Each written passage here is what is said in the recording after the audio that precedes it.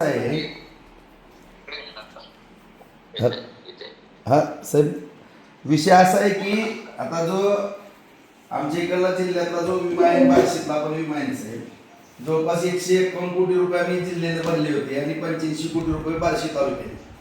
आता साहेब जी आमचं सोयाबीन पीक कापणीचा प्रयोग वगैरे झाले त्याच्यामध्ये आमचं 506 किलोचं उत्पन्न वगैरे दाखवलं. आता NDRF किंवा शासनानं, राज्य शासनानं निधी दिला, सगळ्या अतिवृष्टी झाले, सगळे मंडळ आहेत ते सगळ्या अतिवृष्टीमध्ये आले साहेब. आणि आता त्या पीक विमा कंपन्याच्या बाबतीमध्ये आम्ही मंत्री महोदयांना भेटलो, तर त्यांचं मत आहे की आम्ही सॅटेलाईटवरनं पाहणार, तपासणार, सगळं करणार आणि त्याच्यानंतर काय असेल त्यांनी त्या सॅटेलाईटवरती किती नुकसान झाले काय त्याचा पण विषय घेतलेला नाही साहेब त्यांनी. आणखी त्याची माहिती पण आम्हाला मिळायला तयार नाही. आता जर आपण पाहिलं गेलं आकडेवारी पाहिली तर साहेब आपल्याला SDRF मध्ये जवळपास 652 कोटीची मदत आपण जिल्ह्याला दिली.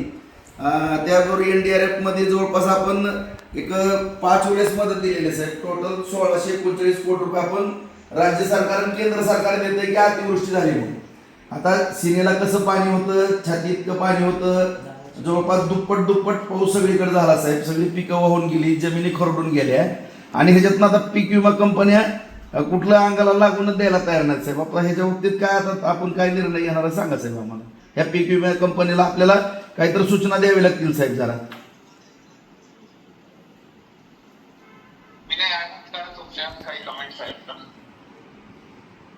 सर आता सोलापूरच्या बाबतीत मध्ये जो क्लेम जवळपास 41 कोटी फायनल झाला आणि तो वितरित झालेला आहे. होय, बार्शी तालुका आहे त्याच्यामध्ये साधारणपणे 80 लाखाचा क्लेम फायनल झाला. होय, जे काही त्याप्रमाणे आणि तो वाटप झालेला आहे. होय सर. आता सरांचं म्हणणं आहे की त्याच्यामध्ये जे आहे तर आपलं जे योजनेच्या गाईडलाईन जे होतं 50% भेटते तांत्रिक उत्पादन आणि CC उत्पादन त्याच्याप्रमाणे ते निकष जिल्ह्याने ते यील्ड अप्रूव्ह केलेला आहे आणि इन्शुरन्स कंपनी पण ते अप्रूव्ह करून त्याचे क्लेम सर वाटप झालेले आहे.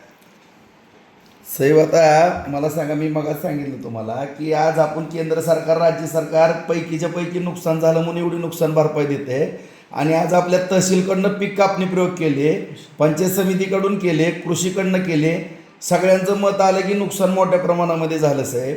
केंद्र सरकार म्हणते, राज्य सरकार म्हणते, सगळे संबंधित डिपार्टमेंट म्हणतात आणि पीक विमा कंपनी आणखीन सॅटेलाईटवरती कुठलीही माहिती द्यायला तयार नाही साहेब. आमच्याकडे माहिती पण नाही की त्यांचं किती आकडेवारी आहे, त्यांचं नुकसान किती झालं, काय झालं ते पण सांगायला तयार नाही साहेब. नेमकं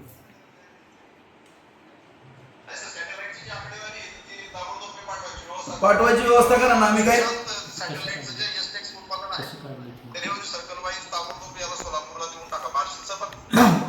आणि तुम्ही नेमकी काढली कशी काय आम्ही माहिती विचारतोय. कृषी कार्यालयाकडनं, जिल्हा कृषी अधिकाऱ्याकडनं विचारणा झाली, तालुका, पण त्याची माहिती आम्हाला कुठलीच मिळालेली नाही साहेब.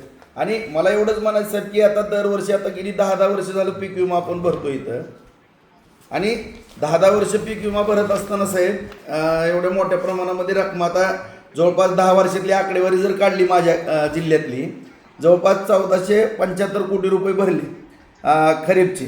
त्याचबरोबर रबीची सुद्धा आकडेवारी साहेब जवळपास 240 कोटी रुपये भरले.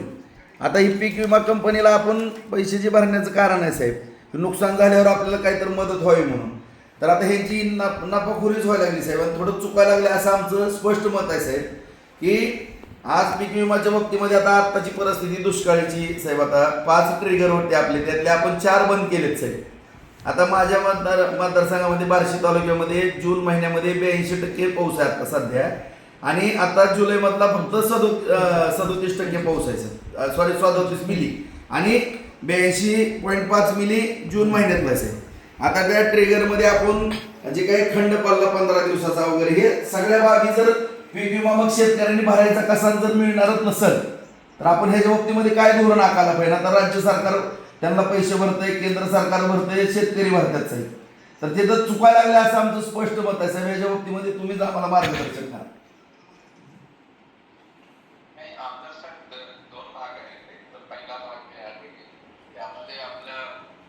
शासनाचे काही नियम आहेत त्याच्यामध्ये आणि ते 50% टेक्नॉलॉजीवर बेस्ड आहे आणि 50% पीक कापणी प्रयोग त्याच्या ॲव्हरेज अनेक वर्षापासून आता चालू आहे. तर त्या अनुषंगाने जे काही आकडे आहेत तर ते आकडे एक MNCFC म्हणून भारत सरकारची संस्था आहे, त्यांच्या मार्फत 50% हे टेक्नॉलॉजिकल वेटेजवर डेटा आहे. ते डेटा विश्वसनीय आहे कारण त्यांच्या मार्फतच केला जातो, पण ते डेटा आपण तुम्हाला पुरवू. आणि तसंच जे दुसरा डेटा आहे पीक कापणी प्रयोगाचं, ते डेटा तर मला वाटतं डिस्ट्रिक्ट लेवलवर पण आहे, तर त्याप्रमाणे त्याच्या ते सांगड घालता येईल. दुसरा जे विषय आहे त्याच्यामध्ये की हे खरं आहे की 5 फिगर पूर्वी होते 2023-24 मध्ये जेव्हा ₹1 प्रमाणे विमा होत होता तेव्हा होत, आणि त्यानंतर मागच्या वर्षी पण आणि या वर्षी पण त्याचप्रमाणे हे करण्यात आलेलं आहे की पीक कापणी प्रयोगावरच आधारित. शेवटी पीक कापणी प्रयोग जे काही आहे आणि शेवटच्या जे काही उत्पादन आधारित जे होतो ते फायनल आपल्या रिझल्ट येतात. तर त्या अनुषंगाने हे निर्णय घेण्यात आलेले आहे शासनाच्या स्तरावर, वरिष्ठ स्तरावर पण. आणि तसंच जेव्हा कधी मध्यांतरी कुठल्या तरी अशी कलॅमिटी येते, कारण हे पण खरं आहे की सगळी लोक विमा घेत नाही आणि प्रतिकूल परिस्थितीचा प्रभाव विमा घेणारे आणि विमा न घेणारे दोघांवर पण, तर त्या अनुषंगाने NDRF-NDRFच्या अनुषंगाने त्यांना आपण कॉम्पन्सेट करतो. बाकी लोकांना जे आहे त्यांना बेसिकली शेवटी जे पीक कापणी प्रयोगमध्ये जे सगळं काही रिझल्ट येतो, कुठेतरी काही जिल्ह्यांमध्ये असं पण होतो की हळूहळू बढता उत्पादन तर काही निधी आहे भरपाई रकमाची, तर ते इमिडिएटली आपली दिली.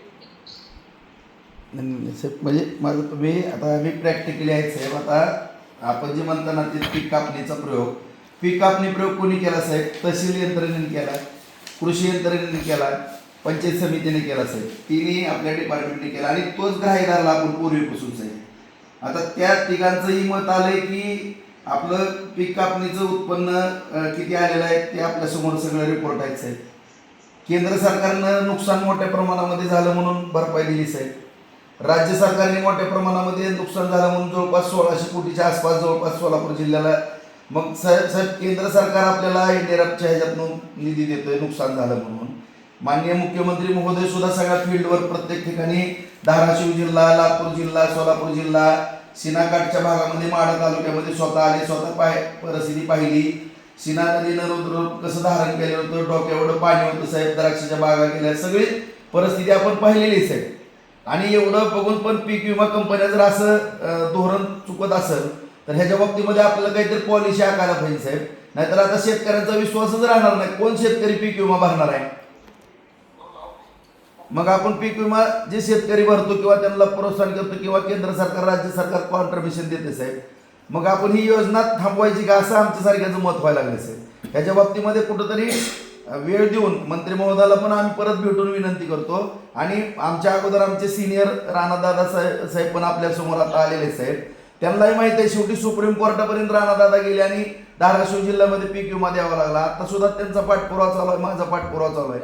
आणि त्यामुळं त्या ठिकाणी राणादादांचं पण थोडं मार्गदर्शन घ्या साहेब. ते हायकोर्ट, सुप्रीम कोर्टापर्यंत सगळी केस लागलेली आहेत आणि ते शेवटी शेतकऱ्यांच्या बाजूनं निर्णय कोर्टाने सुद्धा कोर्टाने सुद्धा दिलेले आहेत. ते सुद्धा वस्तुस्थिती बघून घ्या साहेब आपण.